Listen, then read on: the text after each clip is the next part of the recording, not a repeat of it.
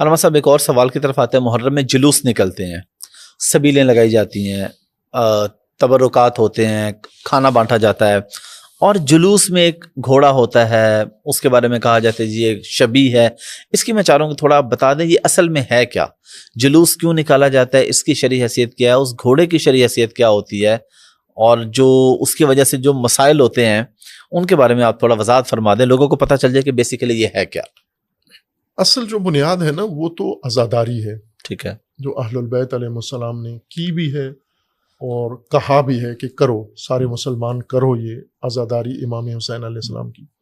جتنے بعد میں ائمہ آئے ہیں امام حسین علیہ السلام کی اولاد سے، امام زین العابدین علیہ الصلوۃ والسلام ہیں، امام محمد باقر علیہ الصلوۃ والسلام ہیں، امام جعفر صادق علیہ الصلوۃ والسلام ہیں، اور آخر تک امام مہدی علیہ السلام تک.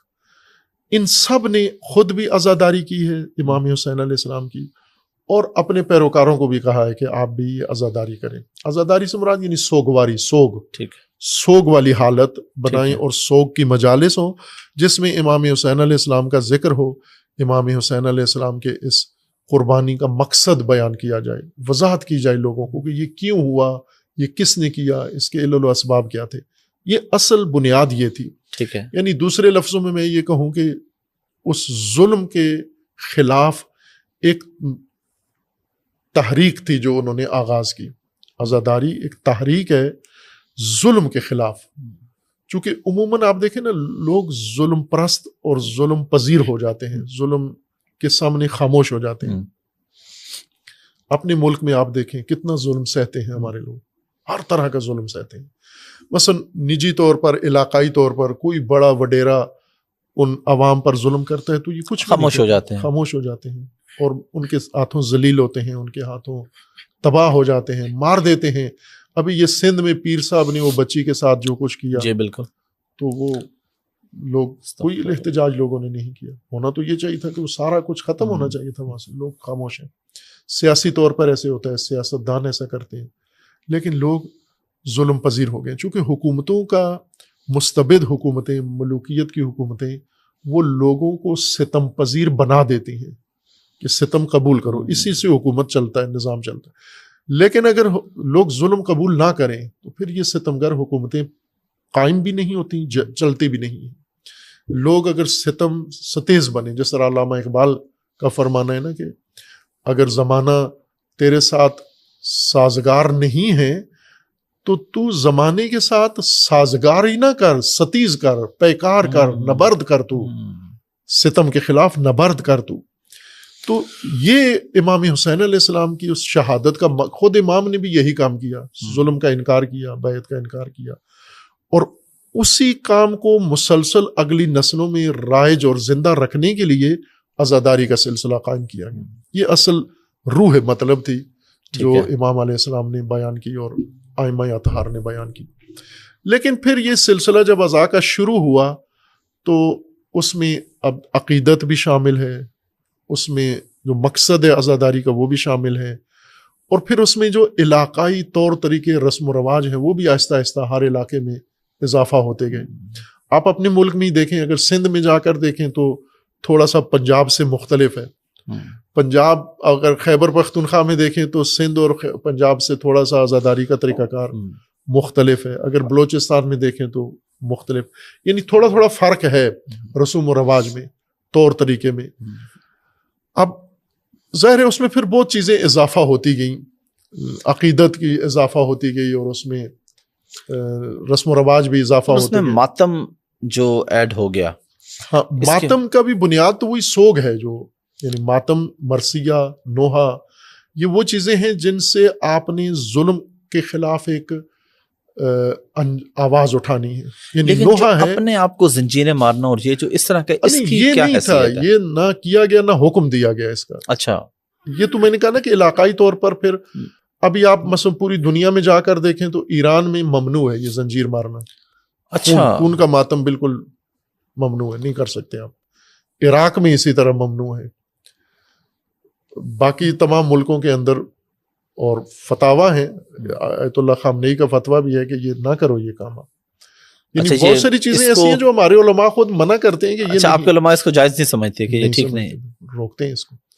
لیکن ہمارے ملک میں بہت زیادہ ہوتا ہے، ہر کرتے سال ہیں، ہوتا ہے۔ عوام کرتے ہیں۔ ظاہر ہے اس کے پیچھے اب علماء کی پیروی تو نہیں ہے ساری، یعنی علماء سے پوچھ کے تو نہیں کرتے یہ، اب جذبات بھی ہیں اس میں، لگاؤ بھی ہے، عقیدت بھی ہے، بہت ساری چیزیں یہ کام کرواتی ہیں۔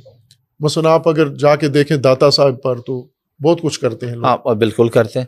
اب وہ نہ تو وہ ان کی تعلیم تھی نہ کئی علماء مزاروں کی پہ جا تعلیم کے ہے۔ وہاں کی مٹی اٹھا کے کھا لیتے ہیں، بالکل، کئی جگہ وہ پیر کا تھوک بھی، یہ تو نہ دین کی تعلیم ہے نہ بلکہ بزرگوں کی پسینے والا تعلیم ہے۔ ٹیشو جو ہے وہ پیر صاحب کا وہ لے لیتے ہیں، چومتے ہیں اور تبرک کے طور پر۔ تو یہ تو ایک عقیدت ہے لوگوں کی، عقیدت کے تحت ضروری نہیں کہ سارے کام شریعت کے مطابق ہو۔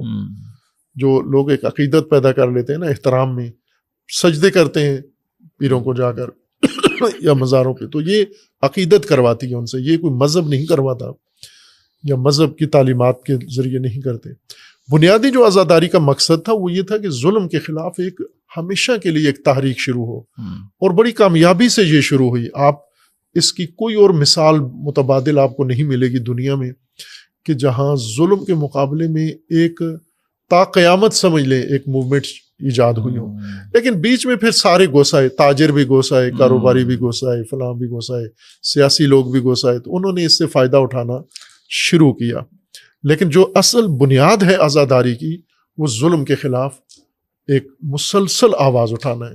اب ڈاکٹر اسرار مرحوم آپ نے سنا ہوگا، ایک کلپ ہے ان کا بڑا مزیدار، عمر کے آخری حصے میں انہوں نے یہ کلپ بیان کیا تھا اور فرمایا کہ میں 2 سال سے ایک موضوع پر بڑا سوچا ہے میں نے، اور وہ یہ ہے کہ اہل سنت پوری دنیا میں اکثریت ہیں، زیادہ تر ہے۔ انہوں نے کہا شیعہ 5% ہیں، جیسے بھی توڑے ہیں، باقی سب اہل سنت ہیں، حکومتیں بھی ان کی ہیں، پیسہ بھی ہے، افراد بھی ان کے پاس زیادہ ہیں، سب کچھ ہے، لیکن یہ کوئی اہل سنت بنیاد پر اسلامی حکومت نہیں قائم کر سکے، صدیوں سے نہیں کر سکے۔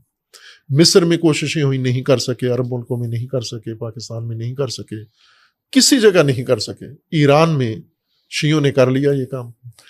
تو یہاں وہ کہتے ہیں کہ میں اس پہ غور کرتا رہا کہ یہ کیوں ہوا، وہ تھوڑے سے ہیں، ایک ہی ملک میں ان کی اکثریت ہے، وہیں انہوں نے انقلاب لا کے اپنی حکومت قائم کر لی، ہم سے نہیں ہو پا رہا یہ کام۔ تو انہوں نے کہا کہ اس میں نے سوچ کے انہوں نے کہا کہ مجھے پتہ ہے کہ شاید آپ لوگ اس سے متفق نہیں ہوں گے میری بات سے، لیکن میں نے یہ کہنا ہے، ان کے دل میں یہ بنی ہوئی تھی ایک چیز، تو انہوں نے کہہ دیا، کہا کہ اس کی وجہ یہ ہے کہ ان کے پاس امام حسین ہے، آپ نے امام حسین کو چھوڑ دیا ہے، سنیوں کو کہا اللہ اگر اکبر۔ تم بھی امام حسین کو پکڑتے تو تم بھی یہ کام کر سکتے تھے، چونکہ یہ کام امام حسین کے پیروکار ہی امام حسین ہی کرا سکتے ہیں، یہ پکڑو۔ وہ کہتے ہیں یہ پکڑو یہ رہا۔ اب دیکھیں ایک شخص ساری عمر خلافت کے لیے، انقلاب کے لیے تعلیم تبلیغ کرتے رہے، تعلیم دیتے رہے، آخر عمر میں اپنی ساری عمر کا ایک نچوڑ نکال کے دے کے گئے کہ آپ کو امام حسین کی طرف آنا ہوگا، وہ ماڈل ہے ہمارے پاس۔ انہوں نے کہا سنیوں کے پاس ماڈل نہیں ہے۔ واہ، بہت بہت خوبصورت بات ہے۔ عزاداری اصل اس ماڈل کو زندہ رکھنا ہے۔ یعنی میں جو اس کی تعبیر کرتا ہوں نا، وہ یہ ہے کہ کربلا سرمشق ہے۔ سرمشق پرانی طالب علموں کی اصطلاح ہے، آپ انگلش میڈیم والوں کی نہیں۔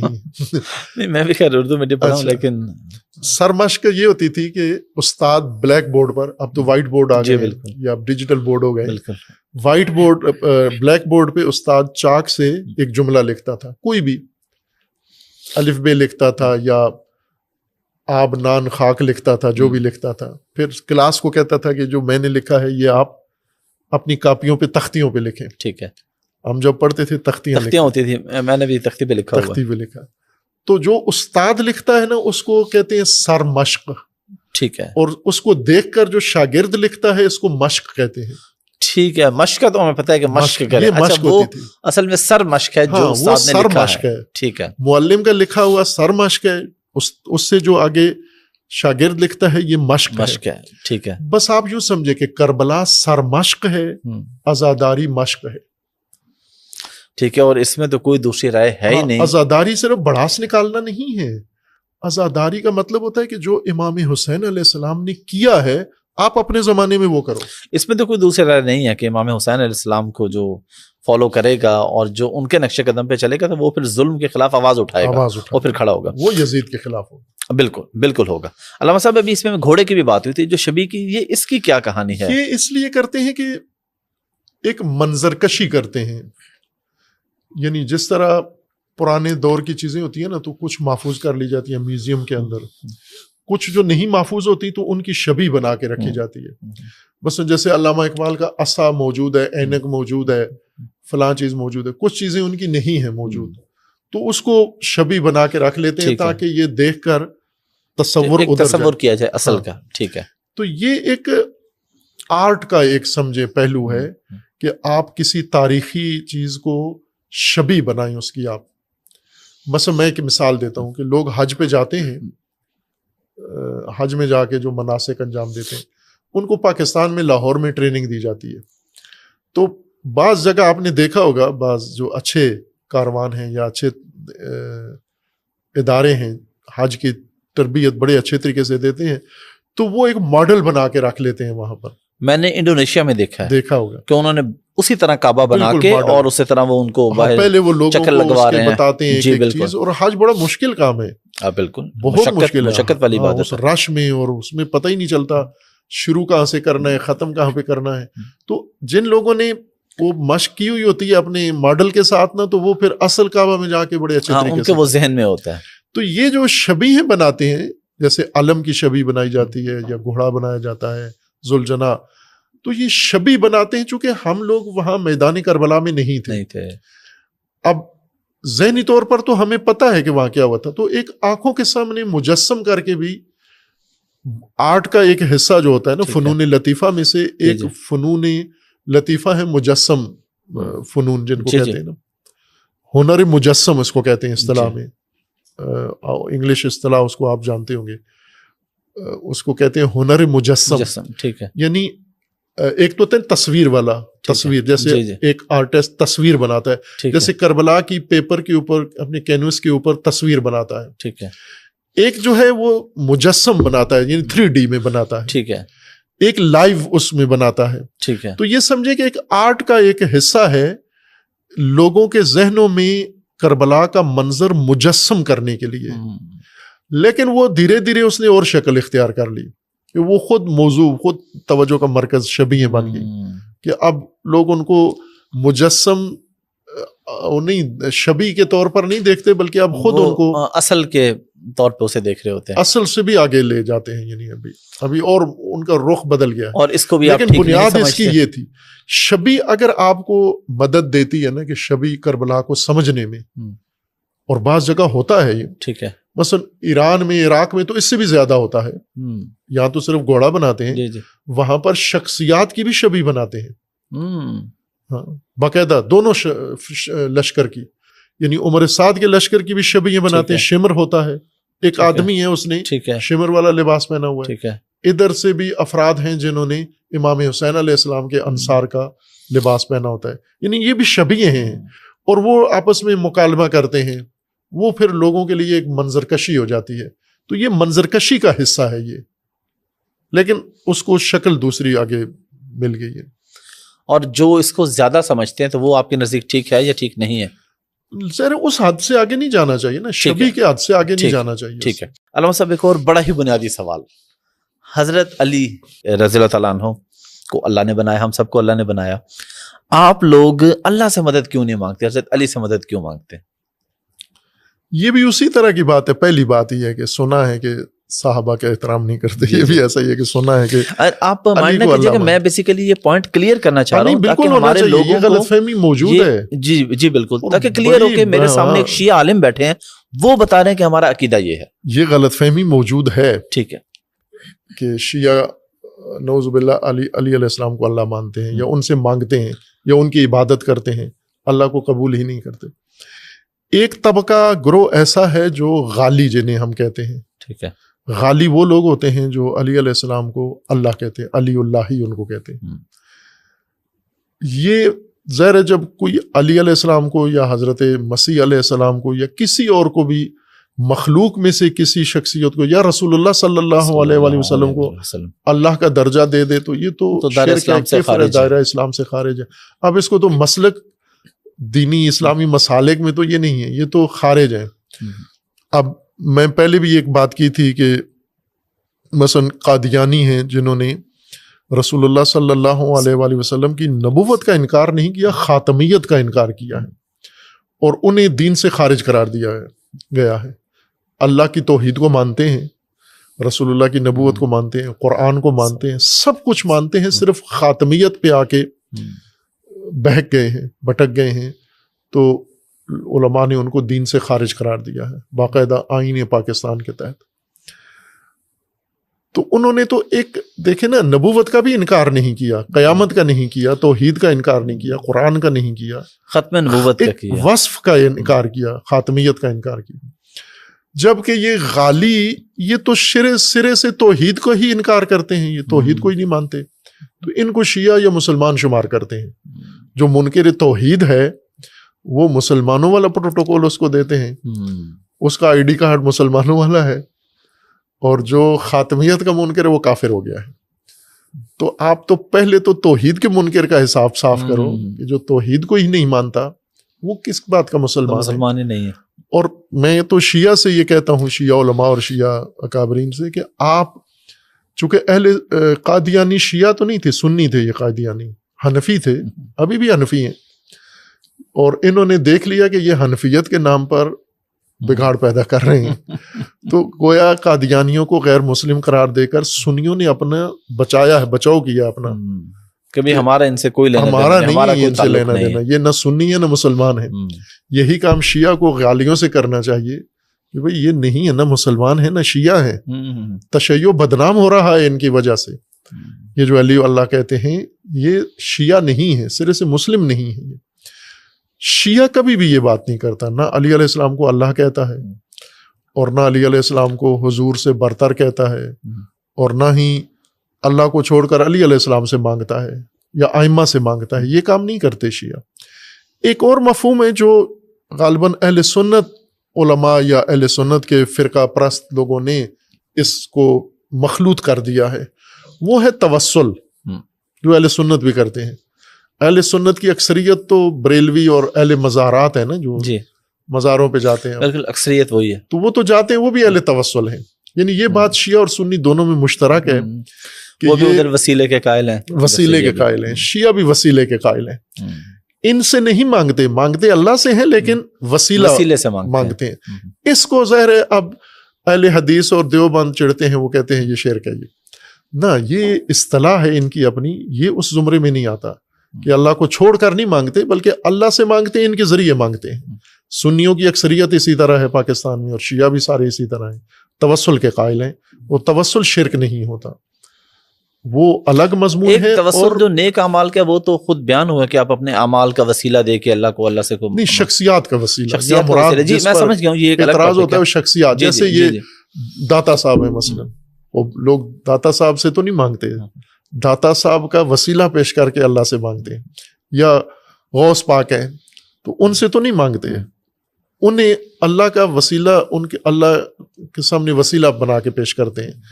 تو شیعہ بھی اسی طرح سے ہیں، وہ اہل البیت کو وسیلہ کے طور پر پیش کرتے ہیں. تو یہ مختلف ہے، شرک والی بات نہیں ہے. یہ وسیلے کے ذریعے سے مانگتے ہیں، تو یہ اللہ سے ہی مانگتے ہیں، لیکن وسیلے کو جائز سمجھتے ہیں. مانگتے دونوں صورتوں میں، وسیلہ ان کو قرار دے کر مانگے تو بھی اللہ سے مانگتے ہیں، وسیلہ قرار دے کے نہ مانگے تو بھی اللہ سے ہی مانگتے ہیں. شیعہ جو مکتب ہے، شیعہ مذہب کا میں عرض کر رہا ہوں، اب وہ جو غالی طبقہ ہے شیعوں میں گھسا ہوا ہے، اور شیعہ بھی اس پہ کوئی حساسیت نہیں دکھاتے، یہ ہیں جو علی کو اللہ کہتے ہیں اور مانگتے بھی ہیں، لیکن یہ شیعہ نہیں ہے، یہ مسلمان نہیں ہے.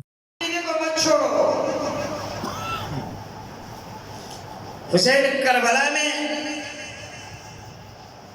انسانیت کو بچانے کے لیے، دین کو بچانے کے لیے، اسلام کو بچانے کے لیے قیام کیا تھا، تاکہ میرا جان چلی جائے، اسلام بچ جائے. آج حسین کے ماننے والے کیا کر رہے ہیں؟ آیا نماز کے لیے پابند ہے، روزے کے لیے پابند ہے، اصول دین پر پابند ہے، فروغ دین پر پابند ہے؟ نہیں ہے۔ افسوس کی بات تو یہی ہے نا، مولا کے نام تو لیتے ہیں، مولا کی کہنے پر عمل نہیں کرتے۔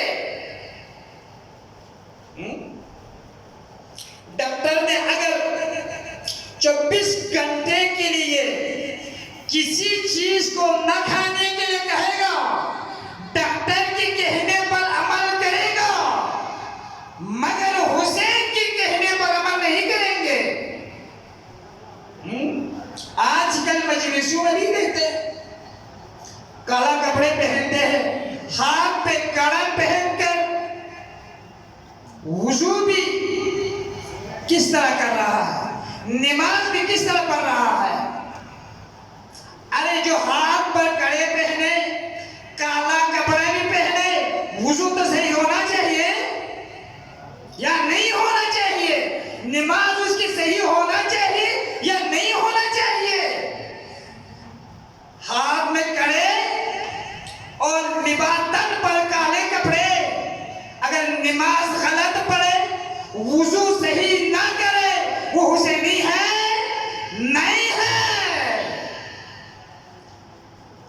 حسین کی عقیدت کا نام ہے، انسانیت کا نام حسین ہے۔ فلاح انسانیت کی ہست، حسین چیز، حسین کیا ہے؟ حسین کیا ہے؟ حسین کس چیز کا نام ہے؟ حسین انسانیت کا نام ہے۔ حسین کس بارسی کیا ہے؟ حسین کیا ہے؟ حسین کس کا ہے؟ صرف حسین شیعوں کا ہے؟ صرف حسین اہل سنت کا ہے؟ 73 فرقوں میں سے حسین کس کا ہے؟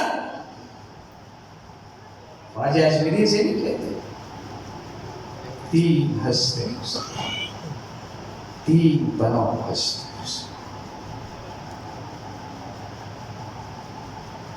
زیادہ حسین کو ماننے کے لیے کچھ شرائط ہے، کچھ شرط ہے۔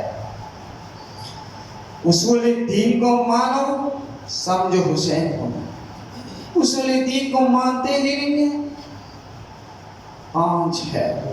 فروغ دین کیا ہے؟ 10 ہے۔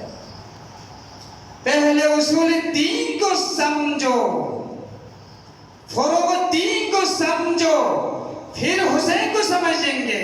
جب تک یہ دونوں کو نہیں سمجھیں گے، حسین کو سمجھ میں نہیں آئیں گے۔ حسین نے یہ تو نہیں کہا چرس پی کے ماتم کرو۔ آج کل ہے، ہمارے درمیان ہے، کسی جلوس میں جائے، کسی سنگت میں، خصوصاً 10 محرم کو کسی موقع پہ دیکھیں گے نا، جہاں پہ سنگت آ جائے وہاں پہ بر بر کے پیتے ہیں، پھر ماتم کرتے ہیں۔ یہ پھر کس کا ہے؟ شراب پینا، بھنگ پینا، چرس پینا، یہ کس کی ہے؟ یہ یزیدیت کی فعل ہے، حسینیت کی نہیں۔ حسین یہ نہیں کہتے میرے مجلس میں بن پی کر آئے، میرے مجلس میں شراب پی کر آئے، میرے مجلس میں چرس پی کر آئے۔ حسین نے منع کیا ہے۔ عزادارو، اصول دین کو سمجھو، یہ کلید ہے۔ کلید فارسی زبان میں چابی کو کہتے ہیں۔ حسین کو سمجھنے کے لیے اصول دین کو سمجھنا پڑتا ہے، فروغ دین کو سمجھنا پڑتا ہے۔ جب تک یہ دونوں نہیں سمجھیں گے تو حسین کو بھی سمجھنا مشکل ہے۔ عزادارو، حسین انسانیت کا نام ہے، میں پہلے عرض کیا تھا۔ نہیں، حسین دین کا نام ہے۔ دین ہست حسین، حسین دین سے ہے، دین حسین سے ہے، ہم لوارث نہیں ہیں۔ ایک کے بعد دیگر آئے، پھر اس کو امام مانے، 200 سال بعد آئے اس کو امام مانے، 150 سال بعد آئے امام مانے۔ یہ ہمارے مذہب میں نہیں ہے، نہ ہمارے عقیدے میں ہے۔ ہمارا مذہب وہ ہے جو اول بھی محمد، اوسط بھی محمد، ہاں آخر بھی محمد، اور کل کے کل محمد۔ اس عقیدے کو شیعہ عقیدہ کہا جاتا ہے۔ یہ نہیں ہے کہ ایک آیا پھر 200 سال بعد دوسرا آیا، پھر 150 سال بعد تیسرا آیا۔ اس مذہب سے ہمارا کوئی تعلق نہیں ہے۔ ہمارا تعلق ہے آل محمد سے، ہمارا مذہب ہے آل محمد سے۔ سمجھو پہلے آل محمد کو، پھر سوچو۔ فکر کا نام ہی آل محمد ہے۔ اور دنیا کا سب سے گناہ ترین اور جس نے حسین کی لگام کو کہا واپس چلے جاؤ، جس نے حسین کے لیے پانی بند کر دیا تھا، اسی لیے حسین نے کہا تھا سکنت امک یا حر، تیری ماں تیرے غم میں روئے۔ حر کو کہا تھا حسین، حر کا ضمیر پہلے مردہ تھا، جب حسین نے یہ کہہ دیا حر کا ضمیر زندہ ہو کے جہنم سے نکل کر جنتی بن گیا۔ کیوں؟ حر کا ضمیر پہلے مردہ ہو چکا تھا، جس طرح یزید کی ضمیر مردہ ہوا تھا، اسی لیے حر کا بھی ضمیر مردہ ہوا تھا۔ عزادارو، دنیا میں سب کچھ بیچ سکتے ہیں، اپنا ضمیر نہ بیچو۔ اگر ضمیر بیچ دیا حسین نے نہیں، زندہ ضمیر کا نام ہے حسین، یاد رکھو ہمیشہ۔ زندہ ضمیر کا نام حسین۔ عزادارو، ہمارے ہر چیز میں اختلاف ہے، نظریاتی اختلاف ہے، شیعوں میں کوئی اختلاف نہیں۔ ہر ایک کو دشمن نہ مانو، یہ دشمن یہ دشمن یہ دشمن نہیں۔ جو علی کا دشمن ہے وہ ہمارا دشمن ہے، جو علی کا دشمن ہے وہ ہمارا دشمن ہے، جو علی کا دوست ہے وہ ہمارا دوست ہے، جو حسین کا دشمن ہے وہ ہمارا دشمن ہے۔ اس لیے دعا کرتا ہوں پاک پروردگار ہم سب کو آل محمد کی نقش قدم پر چلنے کی توفیق عطا فرما۔ والسلام علیکم ورحمۃ اللہ۔